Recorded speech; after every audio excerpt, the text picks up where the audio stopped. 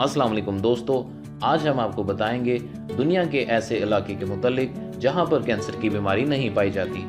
माहिरीन के मुताबिक दुनिया भर में हुंजा वाहिद इलाका है जहां कैंसर की बीमारी नहीं है। इसकी सबसे अहम वजह इनकी ग़िज़ा और तर्ज़ ज़िंदगी है। हुंजा के लोग बहुत पुरानी कौम हैं जो इंडिया की सेहत और कैंसर से नाआशना होने की वजूहात ये हैं। इनके बारे में एक दिलचस्प बात यह है कि सख्त सर्दी में भी ये लोग ठंडे पानी से नहाते हैं, चाहे दर्जा हरारत -10 डिग्री सेंटीग्रेड क्यों ना हो।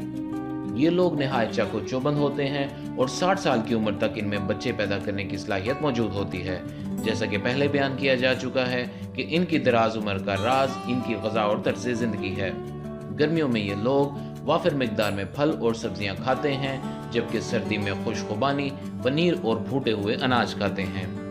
एक वक्त ऐसा भी होता है जब वादी हुंजा के लोग कुछ भी नहीं खाते। ये वक्त 2 से 3 माह पर मुश्तमिल होता है। इस अरसे में हुंजा के लोग सिर्फ खुशखुबानी का जूस पीते हैं।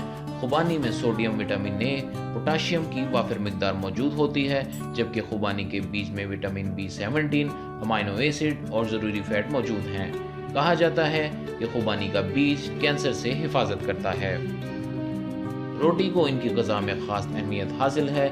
ये रोटी बाजरे के आटे और मोटे गेहूं के आटे को मिलाकर बनाते हैं। इसमें चौथाई चाय का चम्मच नमक और खुश सब्जियां कुचलकर शामिल की जाती हैं। इस आमेज़े को आधा कप ठंडा दूध या मादनियात मिला पानी शामिल करके तैयार किया जाता है और ग़िज़ाइयत से भरपूर रोटी बनाई जाती है।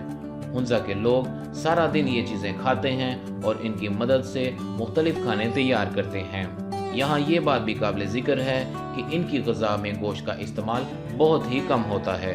गोश्त वो महज शादियों और दीगर ख़ास तकरीबों में ही खाते हैं और वो भी बहुत कम मिकदार में। हुंजा के रहने वाले मेहनत और मुशक्क़त पर यकीन रखते हैं। तफरीह के लिए वो टीवी या गाड़ी में घूमने के बजाय चहलकदमी या जिस्मानी सरगर्मी को तरजीह देते हैं। यही वजह है कि हुंजा दुनिया में वो वाहिद इलाका है जहां कैंसर की बीमारी नहीं पाई जाती। तो मज़ीद इस तरह की वीडियोस के लिए हमारे YouTube चैनल को सब्सक्राइब करें।